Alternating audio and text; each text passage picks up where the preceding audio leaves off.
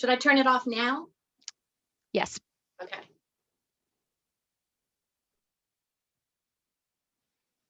Welcome, everyone. We will get started in just a few moments.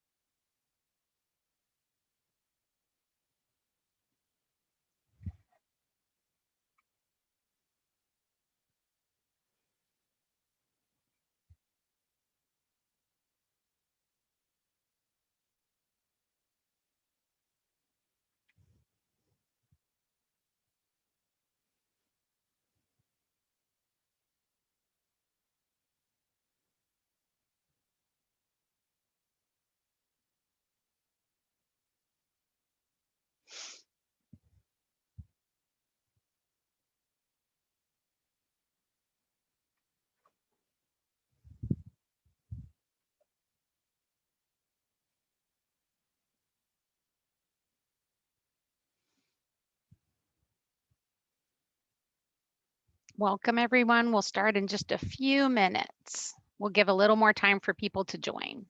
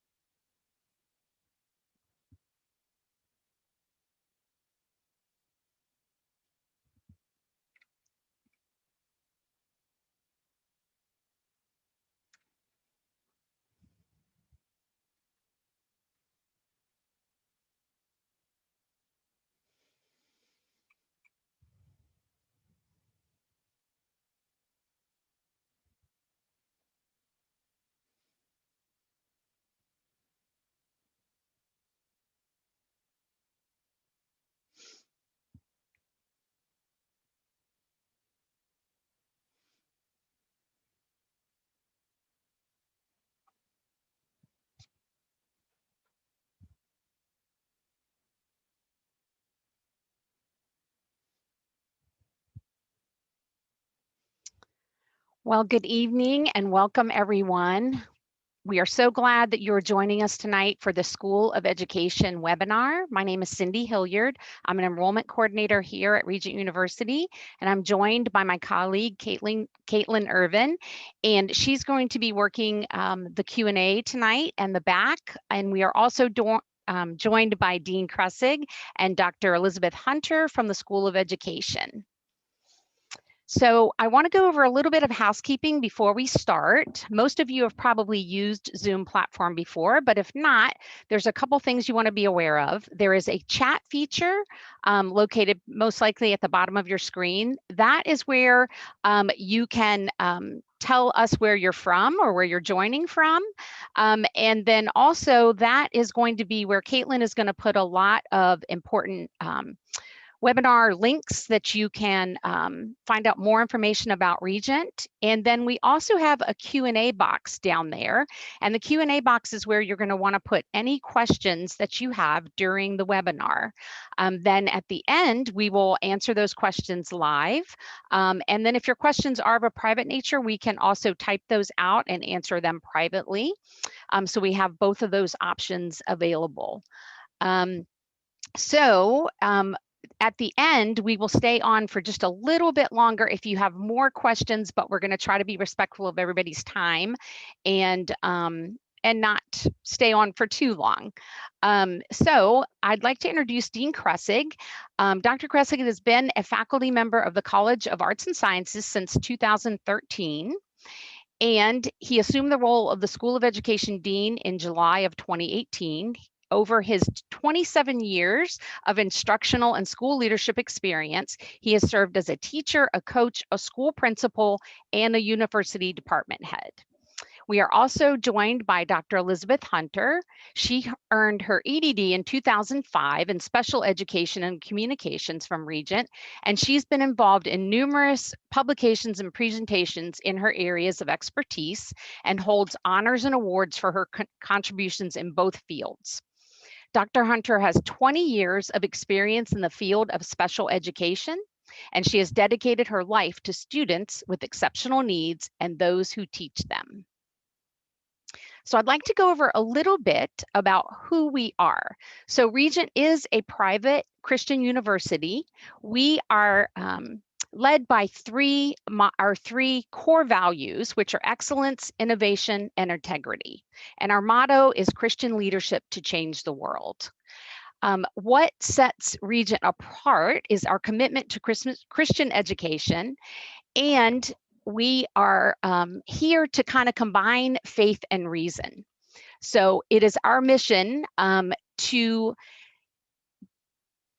impart that to you so that you can be a regent. And a regent is someone who represents, and we are hoping that we can help you represent Christ as Christian leaderships, both in your discipline and in your faith.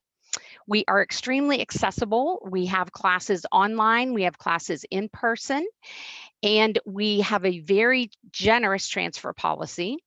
We are very flexible. Most of our students are going to be students who are combining both their education and their job.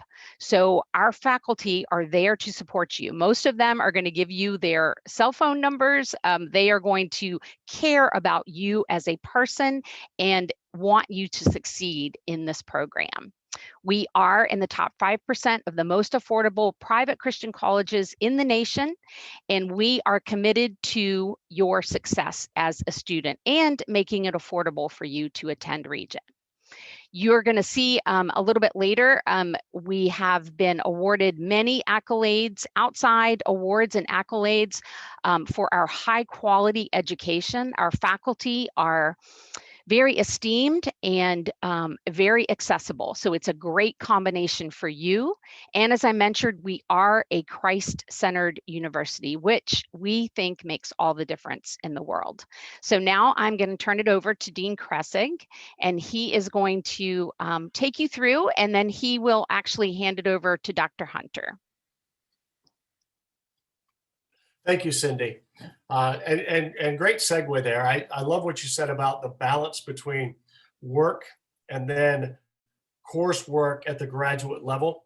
I want everyone to know, well, first I want to welcome everyone, but I want you to know that we get it and we've been there. We were also working adults just like you as we went through our studies. Our faculty are very practitioner oriented in what we do. And we are committed to you to provide support along the way. As Cindy mentioned, we have 8-week classes. We're very flexible. They are what we call, let's say, asynchronous, where it's not a specific time when you have to log on the computer. You do it at your leisure. And we do know that most of our students actually do the work on the weekends because I'm married to a teacher. I was a teacher. You are busy, and most of you that are looking at this now at these programs, you're probably in a classroom now or in a K-12 setting. So you know how busy that is, especially during this unique time that most of us are teaching virtually or online. So I want you to know that we have your back throughout this whole process. But this is our commitment to you. And this is basically our mission, that we want to develop people that not only love what they do, but love kids, and also do things to make change in our communities, positive change in our communities, not just to do it because we have to do it, or not just to do it for the pay raise, but because you truly want to make a difference. And that's where it becomes a vocation and not just a job. And that's also where, when that calling happens, you take pride in what you do, and it shows in everything that you do. Next slide, please. All right, just a quick glimpse of some of our accreditations. By the way, on the left-hand side, 850 plus teachers of the year. In fact, those are coming across now from our regional schools, our local schools. We have produced countless teachers of the year. In fact, the Virginia State Teacher of the Year is one of our products, a Regent University graduate. We have graduates who are university presidents, who hold my level, dean. We have hundreds of principals, hundreds upon hundreds of assistant principals, and then special ed teachers, reading teachers. So we have the best of the best, and we'll recognize, in fact, many of our students get hired in the job they're being trained for before they finish their degree. That's how sought after Regent University graduates are. And on the right-hand side at the top, you see CAPE accredited provider. The programs we're going to talk about tonight are approved by the state of Virginia for licensure, and they're also nationally accredited, which is something different that many universities don't have. We are nationally accredited and nationally recognized by the CAPE accreditation to meeting a certain standard, top shelf standard, that some schools don't meet. So when you go through this program, you can feel confident that you're going to get a license that is going to be respected across the country, not only in Virginia, but other places. Next slide, please. Okay, I'm going to turn this over and introduce Dr. Elizabeth Hunter. Dr. Hunter, you are on. Here we go. Hi there. I'm Dr. Elizabeth Hunter. I have a doctorate in education, special education and reading specialist, and also in communications. I am the chair for the following programs: Master of Education in K-12 SPED and Reading Specialist, the EDS and EDD and SPED and Exceptional Education, which is the new lingo, as we know, for special needs is considered as exceptional needs. And then the PhD in SPED and EAL as well. These are programs that you can aspire to as you pursue your master's degree in special education and look beyond teaching in the classroom. Many of our graduates have gone on to be assistant superintendents. We have one teaching right now in our reading specialist program. There's so many things that you can work towards with this degree. But if you have a love in your heart for children who have exceptional needs, you should really know that we are going to give you what you need to take the coursework from our program right into your classroom, your own private practice in special education. Next slide, please. Why would you want to choose the M.Ed, K-12 Special Education and SPED program? Our program attracts students of a very high quality and the highest of integrity, and they are looking to devote their lives to Christian teacher leaders to change the world. They want to become this. It's in their hearts and in their minds. The SPED program is right if you are pursuing a program that be completed in a few short years. You can do this in 18 months if you're zipping through. You can spread it out for a couple of years if you are working full-time, helping your family, especially in the time of COVID. You've got multiple tests that you are required to handle while you are adding a master's degree or a doctoral degree too. We have a flexible schedule that can accommodate the needs of full-time working professionals. You can do your coursework. If you spend a half an hour or to an hour daily on your reading and your web surfing for special education assignments, you can also knock out your assignments over the weekend. We generally have a Monday through Saturday week, but you can take till Monday morning to turn your assignments in if you need those extra days. But we don't want to steal your weekends while you're doing this. You need to spend time with your family and your loved ones, and you need to rest, and you need to eat well and take care of yourselves. Mentorship and commitment from the dedicated and experienced professors who understand the unique things that are faced by working professionals seeking higher education. We understand that needs come up out of the blue. If you need to ask for extra time, we're very flexible about that. Most of you don't. You don't have to, because we have it worked out so that you can knock it out with a couple of hours a week. You can, in an 8-week course, complete your coursework. Higher education positions, in SPED positions, I touched on this before, and Dean Kressig also named Teachers of the Year. The things that you can go on to, you can create your own business on the web now, aside from teaching in a grounded K-12 situation. You can be teaching online now, and I know that people are enjoying an income that way, working with students with special needs who are able to get online as well. The executive leadership positions of special education for students with exceptionalities can take you through a gamut of job opportunities. Next slide, please.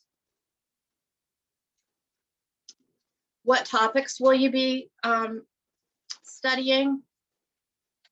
The SPED program delivers the latest research-based educational theory and practical application of subjects and skill sets that include a Christian-based approach to teaching special education in the K-12 setting. Our assignments are designed that you would be able to do your assignments, be graded, take it right in the next day, and teach it in your own practice.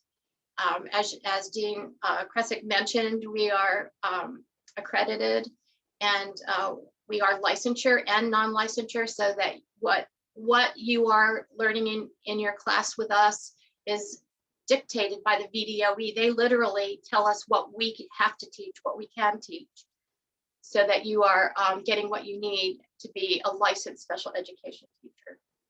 Exceptional Education Executive Leadership Program in higher education is the next step that you could take from the master's degree. And if you have any questions about that, you can contact me by email or telephone, and I'll be happy to guide you through taking yourself beyond just one degree.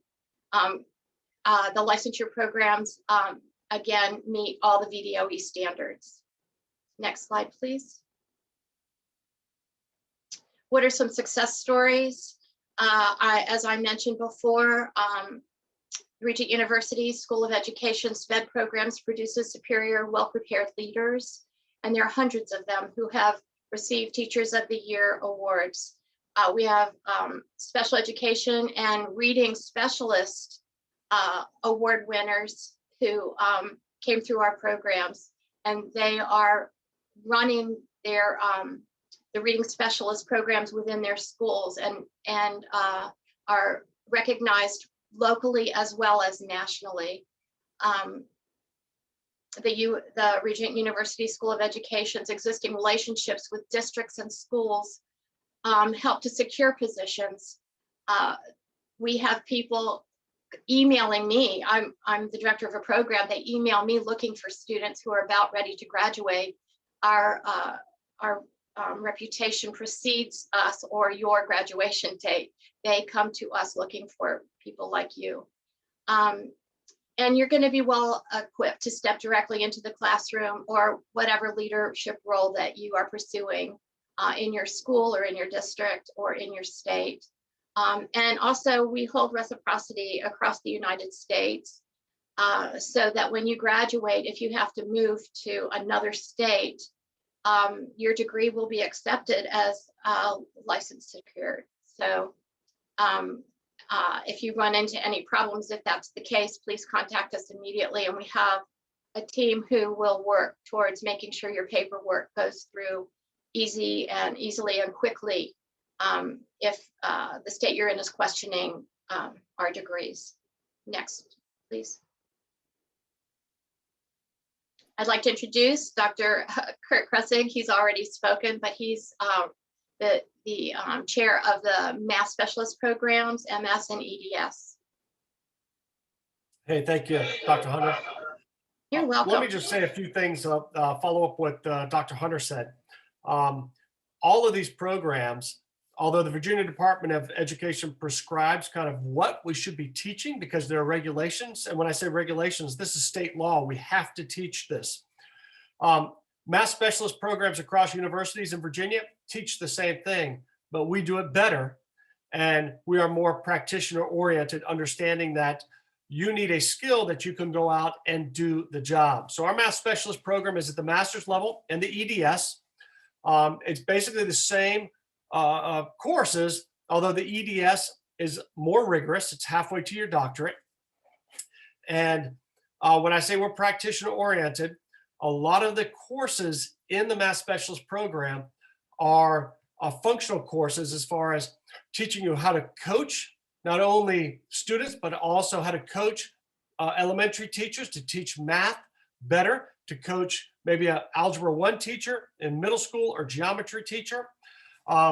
There are math courses to take on numbers and algebra and things of that, but we've always incorporated a coaching aspect because as a math specialist, it's going to be a degree where a school division hires you to go in and improve math scores in particular schools within a school division or particular buildings.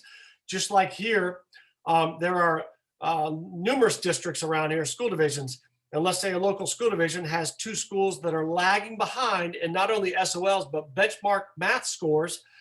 The math specialist is either assigned to that school temporarily or maybe a permanent assignment.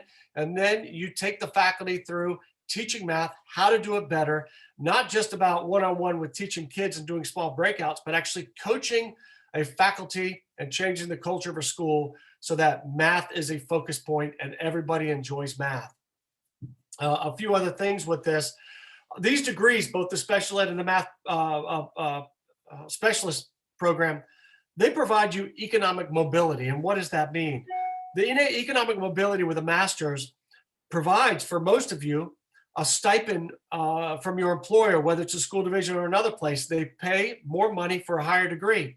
It also opens the door for you to have that mobility to go after another job that maybe you want. Maybe you want to have a different impact. You could be a classroom teacher right now, impacting, anywhere from 35 to 150 kids a day, but you want to have a different type of impact and impact a larger community of learners. The special ed and the math specialist degree is something that can help you to get there. Again, when you come into a program, our agreement is we are going to help you to be successful throughout your coursework. We know it's not easy. We're not going to, make it so easy that you won't look back and say, wow, that was worth it. We're going to challenge you the whole time, but we know that life happens. We know where the pushing points are, the pull and tug, and we're going to do our best to make sure you're successful. But also when you walk away, you say, wow, that was a hard program, but well worth it. And then you're on and you have a skill set to do something different. Not only to take what you've learned in the past, but you're going to learn over the year and a half that you take courses with us, or the 2 years, you're going to learn a new skill to go out there and actually have something actionable to go and do it. So another thing with this, most of these programs now, can you do one of these programs in 1 year? Sure, but that's such an overload, we never recommend it. If you're working full time, it's almost nearly impossible, especially if you have loved ones. We do recommend to get a program done within 2 years. Most of these will take anywhere from, let's say, 16 to 18 months, one class every 8 weeks. And that's kind of an enjoyable cycle where you still have your free time for the pleasurable things you like to do, and then you have your school time, and then you have your work time. So one class every 8 weeks has been the norm for the vast majority of our students, and still allows them to have life to happen around them. And I'll take any questions. Let's see if there's a next screen. I think there's a question screen. Okay, here it is right here. Both programs require 32 credits, legal licensure. And again, I just talked about those regulations. There again, how we go about, even though the state may say, this is what we want you to teach, here is the objective that we want you to teach and the skill set that the student must get. How we go about it is going to be different from other schools, because we're not about just read the book and regurgitate it to us. We're going to give you something to go out and do, hands-on, project-oriented, or actionable in some way, that you're going to have to go out and not only interview a math coach, but also practice with small groups or something of that nature, whether it's virtual or face-to-face. And by the way, what we do in these programs right now, we do take what's happening right now, and we have a focus on how do you do the job virtually? How do you lead a virtual team? How do you hold virtual professional development for teachers or for a school, or even for parents that may be struggling? So we take those things into consideration. Next slide, please. And questions, here we are. Okay. Liz, you want to come back on and we'll see if there's any questions for us. Thank you so much, Dean Kressig. That was a lot of information and really, really good. And I think I'm seeing a couple of questions here, and I think you really may have actually touched on them, but just to let our students be assured, this says, my job now requires that I bring home papers to grade. Will I be able to successfully complete my graduate homework as well? How many hours of study should I plan for in a typical week? I think she might be thinking of taking 2 classes, but I know you mentioned 1, so I'll let you Liz, I'll let you start with that, and then if you can, and then I'll follow up on that. Okay. Well, our program, the special education program, is specifically designed for working teachers who probably have a bachelor's degree or more and want to specialize. That being said, when the program was first designed, the questions we asked ourselves is, how can we accomplish this? How can somebody accomplish a master's degree, work full-time, and make dinner? Well, if it were Thanksgiving, you stick a turkey breast in the oven and then go write your paper. You don't do the big dinner. You have to, give up a few things.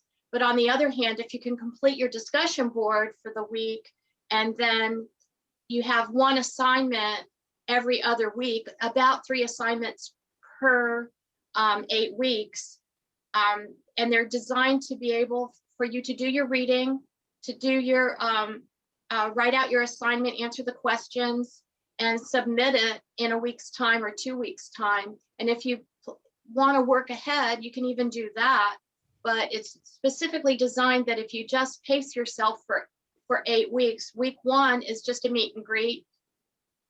Week 2 is reading and looking at your textbooks, we have assignment sheets in our program that tell you the what, when, where, why, and how of completing your assignments in a timely manner. You just have to make choices. Is this what you really want to do? We're not giving this away. You have to work hard for it. But what we've done is create an atmosphere where you can enjoy it. And it's not going to take chunks of time. You can put the kids down, have dinner, put the kids down, and go to your office and work for an hour every day, and you'd have your work done. Or if you can only do it on weekends, 3 or 4 hours a day.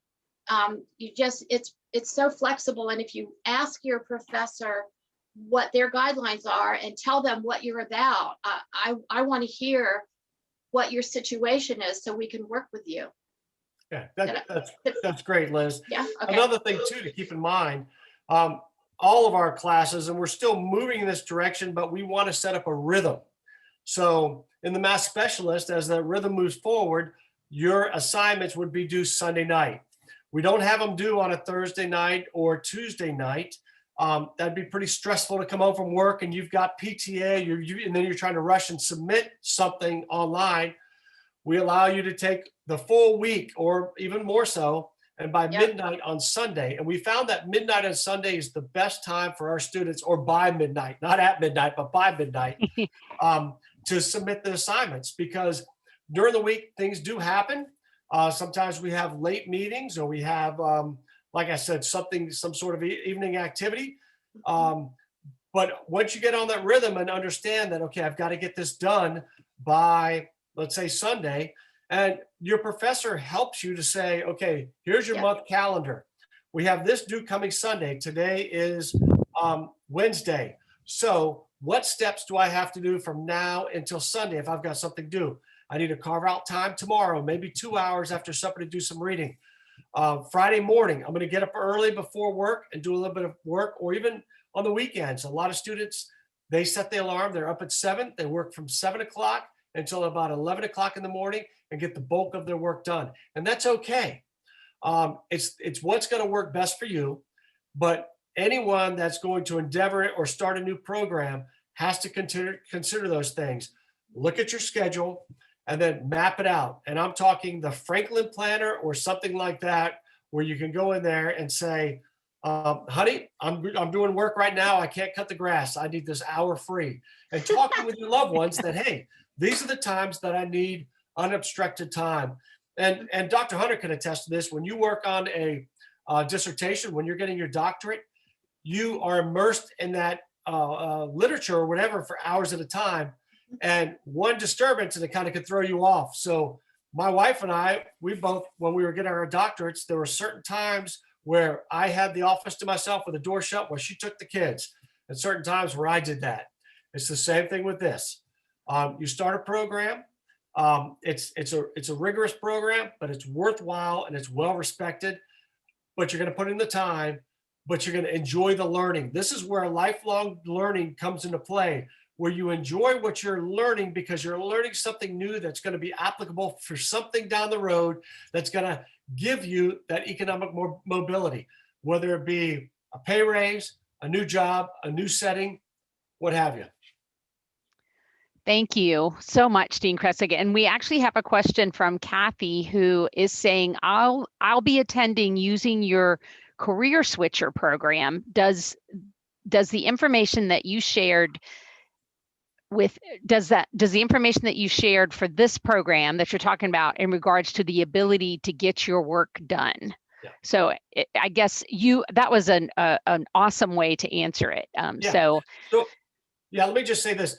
The Career Switcher program, and even Regent University, we're a large university, but we also utilize practitioners in the field. In other words, the Career Switcher program, you're going to be taught by principals, active principals. Like, we're not talking somebody who's been retired and out of education for years. They're doing that job right now. So the Career Switcher program is 100% a practitioner-oriented program taught by practitioners. So when you learn the basics of how to go about teaching, how do you engage kids at different level? How do you get that critical thinking? How do you develop a lesson plan? Whatever it may be, they're taught by practitioners that are also working. They just finished a 10-hour day and they're going online to see how everyone's doing. So it's the same thing. We want to make sure you're successful, and we get it. The School of Education is almost 100% of our students are practitioners. They're out there doing a particular job.